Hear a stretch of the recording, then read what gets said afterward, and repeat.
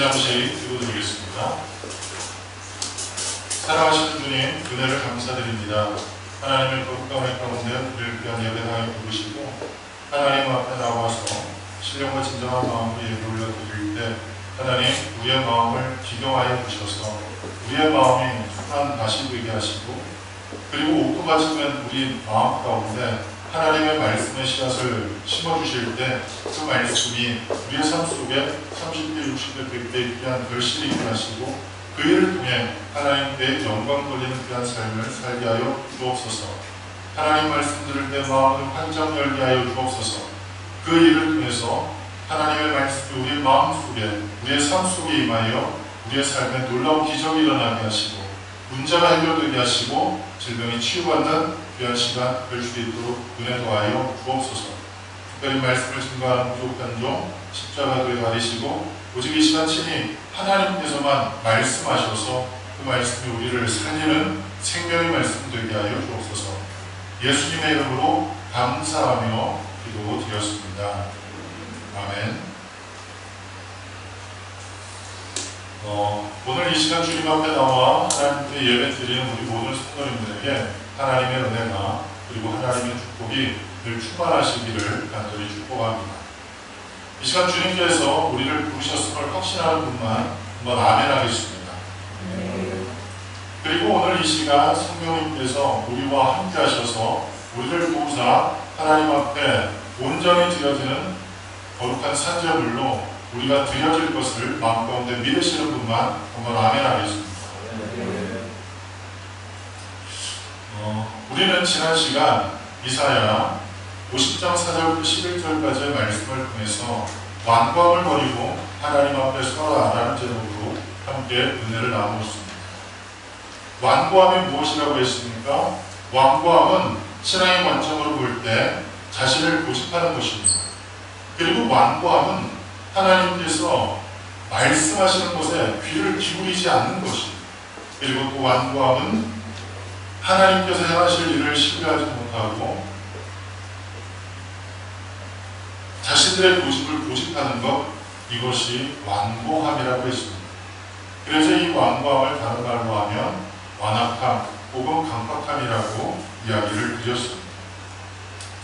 그런 그 사람들을 향해서 하나님께서는 모든 세대 속에 하나님의 사람들을 세우시고 그 하나님의 사람들을 통해서 하나님의 말씀을 전해주셨습니다.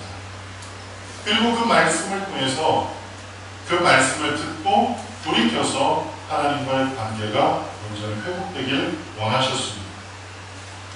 특별히 하나님께서 전하라고 하신 그 말씀을 잘 전할 수 있도록 하나님께서는 그 세우신 사람들에게 학자의 혀를 주셨습니다. 그래서 이 학자의 혀는 박학다식한 것도 그리고 말을 잘하는 것도 아닌 하나님께서 하라 하신 그 말씀을 그리고 하나님께서 전해주신 그 말씀을 잘 전하는 것, 그것이 바로 학자의 혀라고 말씀을 드렸습니다.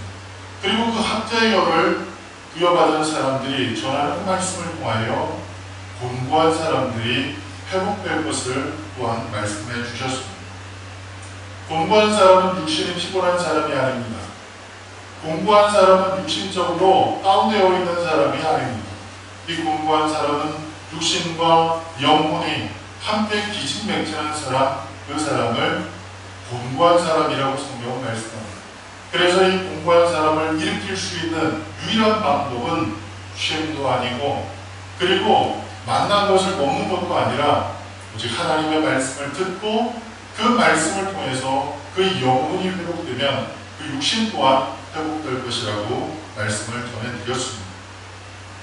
그래서 이 학자의 혀를 부여받은 사람들이 전하는 그 말씀을 잘 들은 사람 그리고 그 말씀을 잘 지켜 행하는 사람, 그 사람들은 결국 온전함으로 하나님을 섬기게 될 것이고 그 온전함으로 하나님을 섬길 때 하나님께서는 놀라운 축복을 약속해 주셨습니다. 하지만 이러한 하나님의 부르심에 대해서 인간은 어떻게 반응했는가? 결국 완고함으로 반응했고 그 완고함으로 반응하는 사람들에게 하나님께서 큰 징계를 내리실 거라고 말씀해 주셨습니다. 그 완고함을 행하는 사람을 이사야는 무엇으로 비유했느냐? 횃불을 삐뛴 사람, 그리고 불을 피는 사람, 뭐 이런 표현을 들어서 완고함을 가진 사람을 비유하고 있는데, 그것은 다름이 아니라 불을 피우는 것, 그리고 횃불을 자신의 허리춤에 동여매는 것, 그것이라고 표현했죠.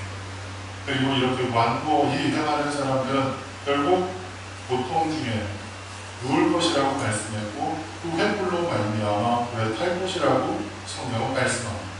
그래서 이사야 50장 11절은 이렇게 표현하고 있죠. 우리 다 같이 이사야 50장 11절을 읽겠습니다. 시작.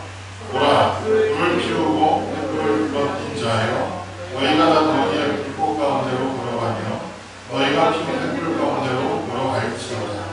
너희가 내 손에서 얻을 것이 이것이라. 너희가 걷고 있는 곳에 누우리라. 아멘. 하나님의 말씀에 대해서 완고함으로 고역하는 사람들은 횃불 가운데로 걸어가고 그 끝은 고통 중에 눕는 것이라고 했습니다. 그렇기 때문에 우리는 하나님의 말씀이 임할 때 우리의 마음을 부드럽게 해서 그 말씀이 우리 마음 가운데 깊이 새겨지도록, 그리고 그 깊이 새겨진 그 말씀을 거역하지 않고 온전히 순종함으로 날마다 하나님께서 기뻐하시는 인생을 살아갈 수 있게 되어야 할 것입니다. 그리고 그렇게 살아갈 때 하나님께서는 우리의 삶 속에 놀라운 은혜를 주실 것이고, 그 말씀의 은혜 안에 살아갈 수 있도록 날마다 우리를 붙잡아 주실 것입니다. 제가 믿기는 지난 한 주간 동안 그 완고함을 버리고 하나님 앞에 겸손히 서서 하나님의 말씀에 반응하며 믿음 안에서 살아가셨던 한 주간이셨을 줄 믿습니다. 특별히 오늘은 우리가 함께 합독한 본문 이사야 56장 1절부터 8절까지의 말씀을 통해서 자격 없는 나를 예배자로 세우셨음이란 제목으로 함께 은혜를 나누겠습니다. 이스라엘은 하나님께서 보내신 무수히 많은 선지자들을 통해 하나님의 말씀을 전해 들었습니다. 그 말씀이 무엇이었습니까? 하나님께로 돌아오라는 것이었습니다. 하나님께 돌아와서 하나님께서 베푸시는 은혜를 받고 하나님께서 주시는 구원을 얻으라고 말씀을 전해 들었습니다. 그런데 이스라엘 백성들은 어떻게 했습니까? 하나님께서 들려주신 그 말씀처럼 행하지 않고 자기의 소견에 옳은 대로 행하여 죄악을 짓고 그리고 우상을 섬기는 일에 열심을 내었습니다. 그러다 보니 자연스럽게 하나님과의 관계성이 어긋나게 됐고, 그 어긋남 가운데 결국 파국에 이르게 됩니다. 심각한 손상을 입은 하나님과의 관계성으로 인해서 결국 자신들의 생명도 자신들의 재산도 보호할 수 없는 우상을 섬기는 일에 자기에게 주어진 모든 노력을, 자기에게 주어진 모든 것들을 총동원해서 그 우상을 섬기기에 급급했다는 사실입니다. 그래서 결국 어떤 일이 벌어집니까? 하나님께서 지키지 않으시기에 결국 그 나라는, 북이스라엘은 아수르라는 나라에 멸망당하게 되고, 남유다도 얼마 지나지 않아서 바벨론에 의해서 망하게 되고 많은 사람들이 포로로 끌려가게 됩니다. 이처럼 참담한 상황 속에서도 하나님께서는 이스라엘을 포기하지 않으셨습니다. 많은 사람들이 낙심해서 이제 우리 끝이구나, 더 이상 우리에게 소망이 없구나 라고 생각할 그때에도 하나님께서는 그 이스라엘을 포기하지 않으셨습니다. 역사를 주관하시는 그 하나님께서 이스라엘을 포기하지 않으셨기 때문에 하나님께서 일하셨습니다. 그리고 그 일하심은 결국 페르시아라는 나라를 세우셔서 그 페르시아가 바벨론을 무너뜨리게 하시고, 그리고 무너뜨린 그 바벨론의 포로였던 이스라엘을 다시 본국으로 돌아올 수 있도록 만들어 주셨습니다. 따지고 보면 이와 같은 모든 일들이 이스라엘 백성들이 하나님 앞에 예배를 잘 드렸기 때문에, 그리고 이스라엘 백성들이 하나님께서 원하시는 삶을 그 바벨론에서나마 살았기 때문에 하나님께서 그와 같은 일을 행하신 게 아니라는 사실이에요. 예배를 잘 드렸기 때문에 하나님께서 그들을 본토로 인도했고, 그들이 바벨론에서 회개해서 하나님 말씀 가운데 온전히 살았기 때문에 그들을 다시 본토로 인도하신 게 아니란 말이에요.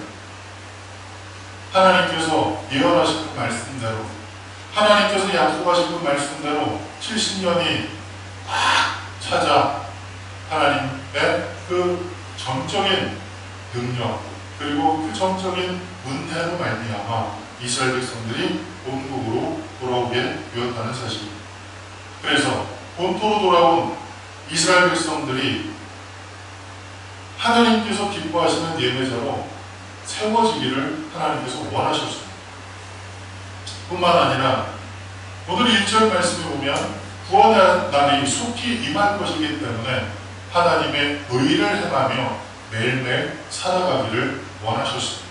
우리 이사야 56장 1절을 다 같이 읽겠습니다. 시작. 여호와께서 이와 같이 말씀하시기를 너희는 정의를 지키며 의를 행하라. 이는 나의 구원이 가까이 왔고 나의 공의가 나타날 것이니라 하셨도다. 아멘. 이사야 56장 1절에 보면 정의라는 말과 의라는 말이 나옵니다. 이 정의라는 말은 법적인 용어이고, 그리고 이 의라는 것은 관계성 안에 포함되는 단어입니다. 정의라는 것은 바른 것을 행함으로 인해서 내가 구원을 얻는 것이고, 의라는 것은 관계성을 통해서 얻어지는 그 구원을 의미합니다. 다시 말씀드리면 이 의는 하나님과의 바른 관계성을 통해서 하나님께서 베푸시는 자비와 긍휼을 통해서 얻어지는 구원, 그것이 바로 의라는 것입니다. 그래서 그 의를 행하며 살라고 말씀하는 그것은 다른 말로 하면 어떤 의미로 받아들일 수 있느냐? 하나님과 늘 바른 관계성 안에 살아라 라는 말씀입니다. 정의는 다시 말씀드리지만 어떤 의미라고요? 법률적인 용어로서 우리가 옳게 행하면 얻어지는 구원을 의미합니다. 그런데 상대적으로 이 의는 우리의 행위와는 상관없이 하나님과의 바른 관계성 안에 얻어지는 것이기 때문에 의를 행하며 살아라 라는 그 말씀은 하나님과 바른 관계성 속에서 살라고 말씀하는 것입니다. 날마다 그 의를 행하며 살아라, 그 말씀은 다른 말로 하면 날마다 하나님과 바른 관계성 속에 살아라 라는 말씀입니다. 이스라엘 백성들을 바벨론에서 본토로 인도하신 그 하나님께서 그 백성들에게 지금 요구하시는 것은 무엇입니까? 바로 의를 행하며 날마다 그 의를 행하며 살라라고 말씀하고 있는 겁니다. 왜냐하면 구원이 가까이 임하였기 때문에. 그러면 그 의를 행하며 살라는 것은 무엇이라고요? 결국 하나님과 날마다 바른 관계성 가운데 살아라 라는 것입니다. 그러면 하나님과 바른 관계성을 맺을 수 있는 방법이 무엇이겠습니까? 하나님과 바른 관계성 안에서 하나님과 온전한 관계성을 유지하며 살 수 있는 것, 그것은 무엇이겠습니까? 그것은 다름이 아닌 예배를 드리는 것입니다. 하나님께서는 예배를 통해서 우리를 만나십니다. 하나님께서는 예배를 통해서 우리에게 말씀하십니다. 하나님께서는 예배를 통해서 우리에게 놀라운 은혜를 베푸십니다. 그래서 예배를 통해서 하나님께서는 우리 안에 하나님의 의가 회복되길 원하십니다. 그리고 그 의가 회복된 그것을 삶 가운데서 누리면서, 그리고 삶 가운데 그것을 증거하면서 살길 원하십니다. 여러분, 예배는요, 하나님을 만나는 겁니다. 뿐만 아니라 예배는 하나님의 의가 회복되는 것입니다. 우리가 한 주간 동안 살아가면서 세상 속에서 여러 가지를 보고 여러 가지를 듣고 그리고 여러 가지를 행하며 살아갑니다. 그런데 여러분 한번 생각해 보십시오. 우리가 듣는 모든 것들 가운데 은혜되는 것이 얼마나 있습니까? 우리가 보는 것 가운데 은혜되는 것이 얼마나 있습니까? 그리고 우리가 행하는 것 가운데 은혜되는 것이 얼마나 있습니까? 따지고 보면 그렇게 많지 않습니다. 따지고 보면 그렇게 많지 않단 말이에요. 그러다 보면 결국 은혜되지 않는 일들을 자꾸 보고 은혜되지 않는 것을 자꾸 듣고 은혜되지 않는 것을 자꾸 행하다 보면 내 마음이 강팍해지게 돼요. 그리고 그 강팍해진 마음 속에서 어느 순간 하나님의 의를 상실한 것처럼 느끼며 인생을 살아가게 된다는 사실. 그런 우리를 향해서 하나님께서 어떤 은혜를 주셨느냐? 바로 예배를 배설해 주셨고 그 예배를 통해서 하나님께서 우리를 만나주시고 그 만남 속에서 하나님의 의가 회복되도록 만들어 주셨다는 사실입니다. 얼마나 감사한 일입니까? 얼마나 축복입니까? 그런데 하나님께서는 이 예배 가운데 하나님의 사람들을 만나실 때 특별한 어떤 민족 그리고 특별한 어떤 사람들만 만나시겠다고 이야기하지 않았습니다. 오늘 본문을 보면 혈통이나 민족을 통해서 하나님과의 관계성을 맺겠다라고 성경은 이야기하지 않아요. 오히려 그것을 뛰어넘어서 하나님과의 바른 관계성, 그것은 혈통이 아닌 그리고 어떤 특별한 사람이 아닌 오직 믿음을 통해서 하나님께서 조건 없이 그리고 어떤 자격이 없는 사람이라 할지라도 모두를 다 예배자로 세우실 것을 오늘 본문은 이야기하고 있다는 사실입니다. 이사야 56장 3절을 우리 다 같이 읽겠습니다. 시작. 여호와께 연합한 이방인은 말하기를 여호와께서 나를 그의 백성 중에 반드시 갈라내시기를 하지 말며 보자도 말하기를 나는 마른 나무라 하지 말라. 아멘. 온통 귀환한 이스라엘 백성들과 폐허 땅에 남아있었던 사람 그리고 흩어져 유리 방황하던 그 사람들이 이제 본토에 함께 모였습니다. 그리고 예루살렘을 재건하는 일에 함께 힘을 합하였습니다. 그런데 그때 사람들 사이에 분열이 일어나기 시작했습니다. 그리고 사람들 사이에 서로 반목하고 서로 질시하는 그런 모습이 나타나기 시작했습니다. 가장 큰 논쟁거리는 무엇이었느냐? 그것은 다름이 아닌 보자 그리고 이방인들이 과연 우리 이 거룩한 택하신 공동체 안에 들어올 수 있느냐, 정예원이 될 수 있느냐라는 문제였습니다. 보자라는 말, 그 말의 의미는 뭡니까? 본문에서 언급되고 있는 이 보자는 히브리어로 사리스라는 말이에요. 이 사리스라는 말은 어떨 때 사용하느냐 하면 왕궁에서 왕을 보필하는 사관 그들을 의미하는 단어였어요. 다른 말로 하면 넷이라는 거예요. 왜 율법에서 이런 넷이 이 고자들은 생식 기능이 없는 남자들은 하나님 앞에 제사를 드릴 수 없다라고 얘기를 했습니다. 그리고 하나님의 총회에 들어올 수 없다라고 명시하고 있습니다. 신명기 23장 1절입니다. 이따 같이 읽겠습니다. 시작. 보안이 이상한 자나 능력이 잘린 자는 여호와의 총회에 들어오지 못하리라. 아멘. 그리고 뿐만 아니라 하나님께서는 이스라엘 백성들의 폐쇄성을 지금 지적하고 계신데 어느 순간부터 이스라엘은 혈통 중심의 공동체로 전락해버리고 말았습니다.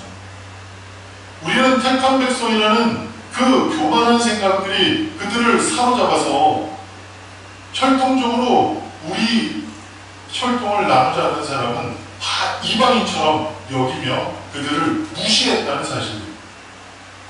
그런데 성경을 보면 하나님께서는 그렇게 말씀하지 않으셨습니다. 하나님께서 선택한 이스라엘 백성들이 폐쇄적인 공동체로 남아있지 않기를 원하셨습니다. 성경에서 몇 가지 예를 찾아볼 수 있는데 첫 번째는 아브라함을 하나님께서 구속사를 위해서 선택하실 때 그와 함께했던 종들을 이방인처럼 취급하지 않으셨다는 사실입니다.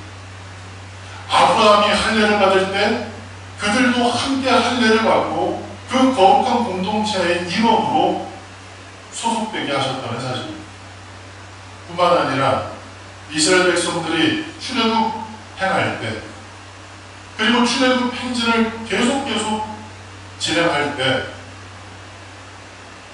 그들과 함께 뜻을 합하기 위해 할례를 향한 사람들은 그 공동체의 일원으로 소속될 수 있도록 만드셨습니다. 그런데 시간이 지나면서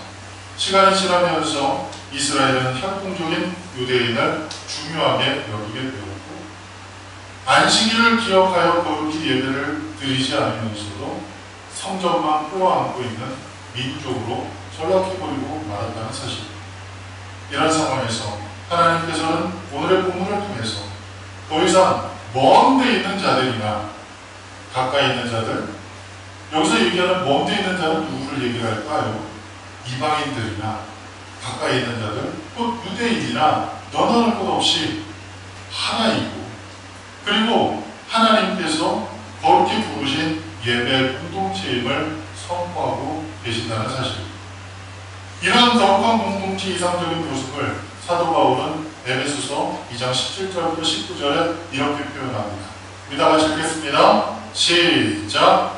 또 오셔서 먼데 있는 너희에게 평안을 전하시고 가까운 데 있는 자들에게 평안을 전하셨으니 이는 그로 말미암아 우리 둘이 한 성령 안에서 아버지께 나아감을 얻게 하려 하심이라. 그러므로 이제부터 너희는 외인도 아니요 나그네도 아니요 오직 성도들과 동일한 시민이요 하나님의 원수이라. 아멘. 우리는 하나님의 전적인 은혜를 통해서 자격이 없는 사람이었으나 하나님을 예배할 수 있는 예배자로 세움받은 사람입니다. 한마디로 말해서 하나님의 특별한 사랑, 하나님의 특별한 은혜를 입은 사람이 되었다는 사실입니다. 그러면 거룩한 예배 공동체로 세움받은 사람들, 그 사람들은 어떻게 해야 할까요? 오늘 성경은 우리에게 이렇게 권면합니다. 안식일을 기억해서 거룩히 지키라고 말씀합니다. 안식일을 거룩히 지키라고 우리에게 명령하고 있습니다. 안식일을 지킨다는 이 말을 우리가 이렇게 이해하지 않았으면 좋겠어요. 안식일은 금요일부터 토요일까지니까 금요일날 토요일날 아무것도 안 하면 돼, 이렇게 생각하지 않았으면 좋겠어요. 이미 예수님께서 안식일의 주인이라고 말씀하시면서 예수님께서 그 모든 것을 다 이루신 그 후를 사는 우리가 그 안식일의 의미에 대해서 금요일부터 토요일까지 아무것도 안 하는 거야, 이렇게 이해할 필요는 없다는 거예요. 오히려 거룩한 주일에 하나님 앞에 예배 드리는 것, 그것이 안식일을 지키는 거라 이렇게 이해를 하면 좋겠습니다. 그런 관점에서 볼 때 안식일을 거룩히 지키는 것, 안식일을 거룩히 지키기 위해서 우리에게 필요한 게 있는데 출애굽기 20장 8절은 우리에게 이렇게 말씀합니다. 다 같이 읽겠습니다. 시작. 안식일을 기억하여 거룩히 지키라. 아멘. 안식일을 지키기 위해서 가장 중요한 것이 무엇이냐면 기억하는 게 중요합니다. 기억하는 게 중요합니다. 기억하다라는 말은 구멍을 뚫는다는 거예요. 우리의 마음에 구멍을 뚫습니다. 그래서 하나님의 안식을, 하나님의 그 안식일을 절대로 잊어버리지 않도록 만들어내는 것입니다. 그리고 그 안식일을 지키기 위해서 결단하고 그 안식일을 더럽히지 않으며 살아가는 것이 필요합니다. 오늘날 안식일을 더럽히는 가장 주범이 있습니다. 안식일을 더럽히는 가장 주범이 있어요. 그것은 무엇이냐면 바로 쉬는 겁니다. 무슨 말이야? 안식일은 쉬는 거잖아. 아니요 여러분, 안식일은요 쉬는 게 아니에요. 쉬는 게 아니라 멈추는 거예요. 따라합시다. 안식은 쉬는 게 아니다. 멈추는 거다. 오늘날 하나님께서 거룩히 지키라고 하신 이 안식일, 거룩히 지키라고 하신 이 예배, 이 예배를 더럽히는 가장 주범은 무엇이냐? 쉬는 거예요. 예배를 쉬고 헌신을 쉬고 그리고 주님의 은혜 앞에 나오는 일을 쉬어버리는 것, 그것이 바로 하나님의 안식을 더럽히는 거라고 여러분 기억하시길 바랍니다. 제가 올 1월 달에 안식에 대해서 여러분에게 말씀을 전해드렸던 게 있어요. 여러분 기억하십니까? 안식은요, 쉬는 게 아니에요.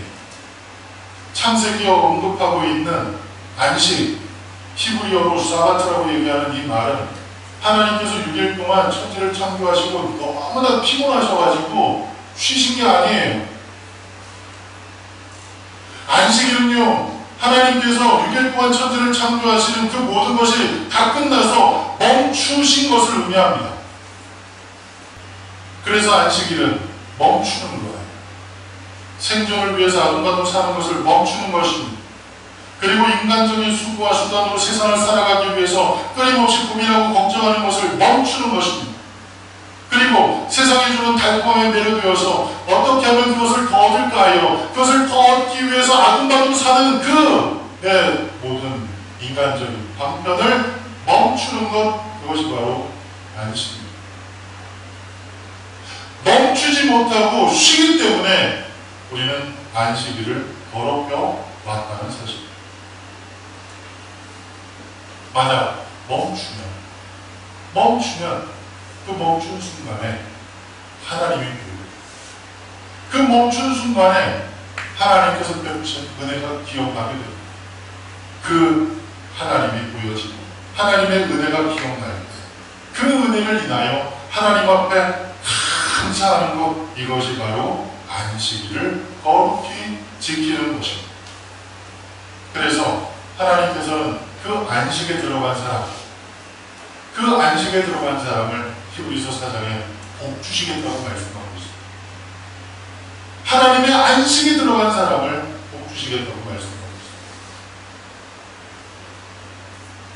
있습니다. 하나님께서 자격 없는 우리를 예배자로 세우셨습니다. 예배자로 세우신 우리가 하나님 앞에 예배를 드릴 때 가장 중요한 것은 그날을 기억하는, 그날의 의미가 무엇인지, 그리고 그날 우리가 어떻게 해야 하는지를 기억하는 것입니다. 그럴 때 우리는 그날을 제대로 지켜낼 수가 있게 될 것입니다. 그리고 다음으로 중요한 것은 예배의 본질입니다. 예배의 본질입니다. 여러분, 예배 시간에 나오기만 하면 하나님의 의가 회복되고 우리에게 충만한 은혜가 임하게 됩니까? 그렇습니까? 하나님 앞에 나오기만 하면 하나님의 의가 회복되고 그리고 하나님께서 베푸신 은혜가 충만해지냐는 말이에요. 성경은 그렇지 않다고 얘기합니다. 왜냐하면 하나님께서는 이스라엘 백성들의 드리는 그 예배 가운데, 제사 가운데 하나님께서 어떠한 마음을 갖고 계시는지를 정확하게 표현하고 계세요. 이사야 1장 13절입니다. 우리 다 같이 읽겠습니다. 시작. 헛된 재물을 다시 가져오지 말라. 그냐마는 내가 가지기 여기는 바요 물삭과 안식일과 대로 모이는 것도 그러하니 성회와 아울러 악을 행하는 것을 내가 건지지 못하겠노라. 아멘. 이스라엘 백성들은 하나님께로 택하심을 받은 백성들이었어요. 어려서부터 율법을 배웠고 어려서부터 제사 드리는 것이 일상이었던 사람들, 그 사람들이 바로 이스라엘 사람들이었어요. 그래서 그들은 매일매일 하나님 앞에 제사를 드렸어요. 이스라엘 백성들이 제사를 안 드려서 하나님께서 그 백성들에게 진노하신 게 아니었어요. 여러분, 오해하지 마세요. 이스라엘 백성들이 제사를 안 드렸기 때문에 하나님께서 그 백성들에게 진노하신 게 아니었단 말이에요. 제사를 드렸어요. 절기를 지켰어요. 그리고 사람들이 모여서 총회를 열었어요. 그 모든 일을 성경이 이야기한 대로 그 백성들은 지켜냈단 말이에요. 그런데 오늘 이사야 1장 13절은 뭐라고 얘기합니까? 그 모든 것을 내가 견디지 못하겠다고 말씀합니다. 왜 그랬을까요? 왜 하나님께서는 이스라엘 백성들이 드리는 그 예배, 그리고 지키는 그 절기, 그리고 모이는 그 성회에 대해서 그렇게 표현하고 계셨을까요? 그 이유는 다름이 아니라 그 모든 것이 종교적인 의식으로 전락해버렸기 때문입니다. 제사를 드리기 전, 제사를 드리는 동안, 제사를 드리고 난 후 그 모든 과정들이 하나님께서 미워하시는 것에 모두가 초점 맞춰져 있었기 때문에 하나님께서 그것을 기뻐하지 않으셨다는 사실. 예배를 드리기 위해서 준비하는, 그리고 예배를 드리는 동안, 그리고 예배를 드리고 난 후 그 모든 것이 하나님께서 말씀하신 것과는 아주 동떨어진 것들만 다 끌어 모아서 하나님께서 원하지 않은 것만 다 해보려고 노력하는 사람들처럼 그렇게 행했기 때문에 하나님께서는 그 예배를 기뻐하지 않으시고 그것을 견디지 못하시겠다고 표현하고 있다는 사실입니다. 이런 맥락에서 보면 예배 시간에 나와 앉아있다고 해서 하나님의 의가 회복되고 하나님의 충만한 은혜가 임하지 않음을 알아야 합니다. 이사야 56장 6절, 우리 다같이 이사야 56장 6절을 다같이 읽겠습니다. 시작. 또 여호와와 연합하여 그를 섬기며 여호와의 이름을 사랑하며 그의 종이 되며 안식일을 지켜 더럽히지 아니하며 나의 언약을 굳게 지키는 이방인마다. 아멘. 그러면 이 안식일의 그 의미, 예배의 그 중심을 바로 세우는 것이 필요할 텐데, 그러면 그것이 무엇이냐? 오늘 이 6절에 정확하게 기록하고 있습니다. 첫 번째는 하나님을 중심에 모시고 예배해야 한다는 것. 하나님을 중심에 모시고 예배에 참석해야 합니다. 하나님을 중심에 모신 가운데 예배를 드려야 합니다. 그리고 하나님을 모신 가운데 예배를 마치고 세상 가운데에서 살아야 합니다.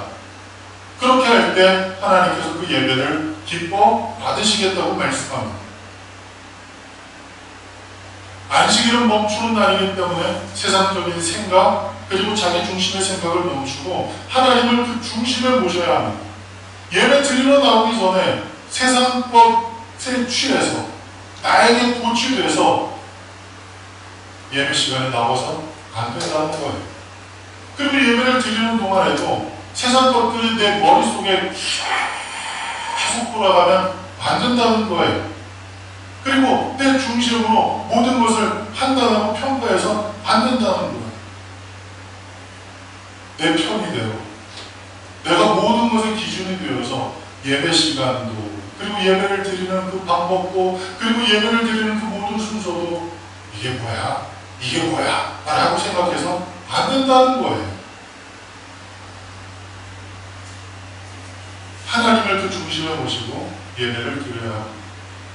뿐만 아니라 예배를 마치고 난 후에도 하나님께서 우리에게 들려주신 그 말씀을 기억하면서 살아가야 한다는 사실입니다. 그런데 여러분, 이게 쉽습니까? 이게 쉬워요? 예배 드리기 전, 예배 드리는 동안 하나님께 계속 집중할 수 있다? 여러분, 그게 쉬워요? 제가 보니까 결국 쉽지 않다는 말이에요. 제가 예배를 드리는 동안에도 늘 고민이었던 것이 무엇이냐면 예배를 드리는 그 중간에 하나님께 온전히 집중하기가 쉽지 않다라는 거였어요. 왜 그럴까를 생각해봤어요. 도대체 문제가 뭐였을까 생각해봤어요. 나만 그럴까 생각해보니까 그렇지 않더란 말이에요. 다른 사람들도 비슷비슷하더란 말이에요. 뭐가 문제일까 생각해봤어요. 생각해보니까 답은 하나, 우리가 훈련되지 않았기 때문이에요. 하나님 앞에 온전한 예배자로 세워지도록 훈련되어지지 않았기 때문에 내 중심에 하나님을 온전히 모시지 못했던 거였단 말이에요. 예배를 드리기 전, 예배를 드리는 중간에, 그리고 예배를 마친 그 모든 순간에 하나님을 모시는 그것을 훈련하는 방법이 무엇일까요? 여러분, 묵상을 생활하는 것. 평일에 매일매일 하나님의 말씀을 묵상하는 거예요. 예전에는 하나님의 말씀을 묵상할 때 이게 큐티라고 얘기를 하잖아요. 그죠? 이 큐티를 퀵타임으로 생각했던 사람들이 있어요. 그래서 맨큼 끝내고 얼른 끝내고 빨리 끝냈단 말이에요. 그런데 이것이 훈련되다 보면 이제는 그 시간이 조금씩 길어집니다. 훈련되다 보면 그것이 이제 그 횟수가 늘어나게 됩니다. 그리고 예전에는 그저 성경을 읽는 것과 기도하는 것과 행동하는 것이 다 따로따로였는데 이제는 이것이 하나가 되어가는 과정 가운데 있게 돼요. 하나님의 말씀을 읽을 때 마음이 찢어진 그 마음을 놓고 하나님의 도우심을 구하고, 그리고 하나님의 도우심을 구하면서 이제는 그와 같은 그 오류 가운데, 그와 같은 문제 가운데 다시 서지 않기 위해서 내 발을, 내 행동을 금하며 살아가는 것이 점점 훈련되게 된단 말이에요. 이것이 무엇이에요? 이것이 바로 하나님을 그 중심에 모시며 사는 거예요. 예배를 드리기 전에, 예배를 드리는 중간에도 여러분이 하나님과 연합되어서 하나님 앞에 예배를 드리지 못하는 그 이유는 하나님이 살아계시지 않음도 아니고 예배 가운데 성령님께서 역사하지 않으심도 아니라 그 문제는 오롯이 누구에게 있다? 나에게 있다는 사실을 여러분이 잊지 않길 바랍니다. 훈련하시기 바랍니다. 아멘? 훈련하셔야만 합니다. 하나님의 말씀을 묵상하고, 그리고 그 말씀이 묵상되어지는 그것이 우리의 삶 가운데 조금 더 강화되어 주고 그와 같은 삶을 살아야 합니다. 그리고 또한 하나님의 이름을 사랑하는 것이 하나님께서 기뻐하시는 예배를 드리는 겁니다. 사랑하는 사람의 이름은 자꾸 부르고 싶은 거예요. 하나님 사랑하는 사람은 자꾸 그 이름을 부르고 싶은 거예요. 여러분, 제가 새아이 아빠예요. 그런데 제가 어디서 들은 바 아이들이 말을 배울 때 10,000번의 법칙이 있대요. 10,000번을 들으면 그 이야기를 제일 먼저 한대요. 그래가지고 제가 시간이 있을 때마다 저희 아이들한테 말을 하지 못할 때 제일 많이 했던 얘기가 아빠 계속 귀에다 대고 얘기를 했어요. 그런데 얘네들이 처음으로 했던 얘기가 뭐냐? 엄마 그러더라고요. 실망이 돼요. 실망. 얘네들이 왜 아빠란 얘기를 제일 먼저 하지 않고 왜 엄마란 얘기를 제일 먼저 할까? 그런 생각을 해봤어요.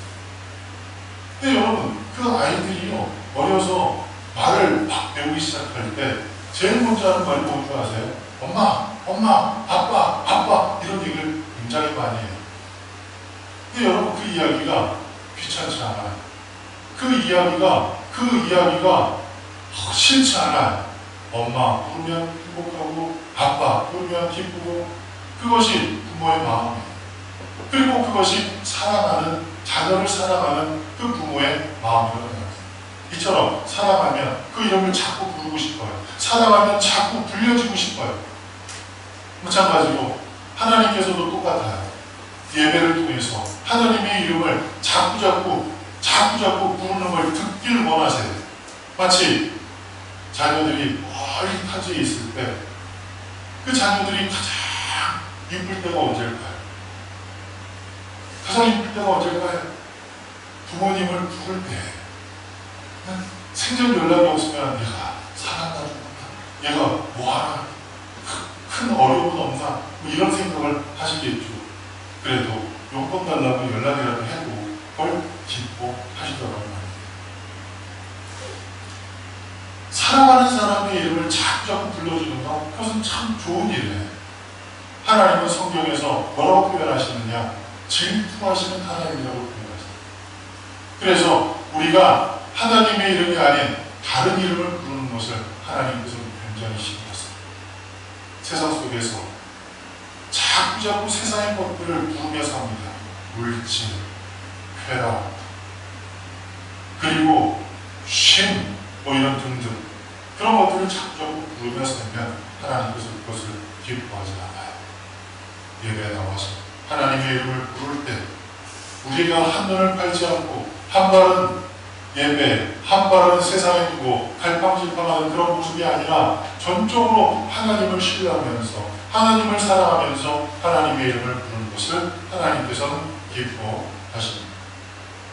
그리고 6절에서 뭐라고 말씀합니까? 하나님의 언약의 말씀을 굳게 지키는 것, 그 사람을 하나님께서 기쁜, 그 사람이 드리는 예배를 기뻐 받으시겠다고 말씀하고 있습니다. 하나님의 언약의 말씀을 지키며 사는 것, 그것은 마치 시편 1편에 기록한 그 말씀처럼 하나님의 말씀을 즐거워하는 겁니다. 하나님께서 우리에게 들려주신 그 생명의 말씀을 즐거워하는 것입니다. 하나님께서 우리에게 주신 그 거룩한 약속을 즐거워하는 것입니다. 그래서 그것을 아침 그리고 그것을 저녁에 날마다 생각하면서 그것을 우리 마음 가운데 되뇌이고 또 되뇌이며 사는 겁니다. 여러분, 길거리에 가다가 좋은 노래가 딱 들렸어요. 그런데 그 좋은 노래가 딱 들리면 가사 중에 일부가 뇌리에 딱 꽂히면 여러분은 어때요? 그 가사 일부를 계속 반복할 때 있지 않습니까, 여러분? 그 가사를 계속 반복하면서 흥얼거릴 때 있지 않습니까? 하나님의 말씀이 좋으면, 하나님의 말씀이 너무나 좋으면 흥얼거리게 돼 있어요. 아침에도 저녁에도 그것을 자꾸 흥얼거리게 돼 있어요. 그런 사람들에게 어떤 은혜를 주신다? 기사를 쫓아 바지를 많이 맺는 그 놀라운 은혜를 주시겠다고 시편 1편은 말씀하고 있습니다. 하나님께서는 이처럼 하나님께 온전한 예배를 드리기 위해서 멈추고 집중하는 그런 사람들에게 놀라운 축복을 약속해 주셨습니다. 첫 번째는 무엇이에요? 아들이나 딸보다 나은 기념물과 이름을 줄 것이고 영원한 이름을 주어 끊어지지 않게 하시겠다고 말씀합니다. 두 번째는 무엇입니까? 나의 성산으로 인도하여 기도하는 내 집에서 그들을 기쁘게 할 것이라고 말씀하시고 뿐만 아니라 그들이 드리는 예배를 기뻐 받으실 것이라고 말씀하셨습니다. 사랑하는 성도들, 안식일을 잃어버린 사람은 땅에서도 안식을 잃어버릴 뿐만 아니라 하늘에서도 안식을 잃어버리게 됩니다. 이건 굉장히 중요한 일입니다. 안식일을 잃어버린 사람은 이 땅에서도 안식을 잃어버리고 그리고 하늘나라에서도 안식을 잃어버리게 됩니다. 뿐만 아니라 안식일을 안 지키면 결국 손해보는 것은 누구냐? 나 자신이라는 사실. 안식일을 안 지키면 모든 것을 잃어버리는 것과 같습니다. 우리는 하나님의 전적인 은혜를 통해서 구원받은 하나님의 백성들입니다. 우리가 온전히 예배를 드렸기 때문에 얻어진 구원이 아닙니다. 오직 은혜로 얻어진 구원이고 오직 하나님의 자비하심과 긍휼하심을 통해서 우리의 삶 가운데 부어진 놀라운 축복입니다. 그리고 그 축복을 통해서 우리는 하나님의 자녀, 하나님의 백성이 되었습니다. 하나님은 우리 아버지시고 아버지이신 하나님을 가장 기뻐하게 할 때 아버지이신 하나님을 가장 기쁘시게 해드릴 수 있는 방법은 자꾸자꾸 여러분의 얼굴을 그 아버지 되신 하나님께 보여드리는 것입니다. 아가서 2장 14절은 이렇게 얘기합니다. 우리 다 같이 읽겠습니다. 시작! 밤이 든 낭떠러지 은밀한 곳에 있는 나의 입을 위하라. 나는 내 얼굴을 보게 하라. 내 소리를 듣게 하라. 내 소리는 부드럽고 내 얼굴은 아름답구나. 아멘. 오늘 하나님께서 우리에게 이렇게 말씀합니다. 야, 내 목소리가 참 달콤하다. 내 목소리가 참 아름답다. 그리고 내 얼굴은 어떻게 이렇게 이쁘니? 내 얼굴은 어떻게 이렇게 빛이 나니? 이렇게 하나님께서 말씀하신다는 사실입니다. 하나님의 자녀가 될 자들은 우리들을 자녀 삼으시고 하나님 앞에 나아갈 수 있는 방법도 없었던 우리에게 하나님께 나아갈 수 있는 길을 활짝 예수 그리스도의 십자가를 통해서 열어놔 주셨습니다. 그리고 우리를 하나님 앞에 예배드리는 예배자로 세우셨습니다. 이러한 하나님의 놀라운 은혜와 기쁘신 뜻을 깊이 깨닫고 하나님께서 거룩하게 구별하신 그 안식일을 더럽히지 말고 신실하게 잘 지켜서 하나님께서 베푸시는 그 놀라우신 축복을 날마다 누리며 날마다 하나님의 의가 회복되며 그 의를 누리며 사는 우리 복 있는 성도님들 되시기를 간절히 축복합니다.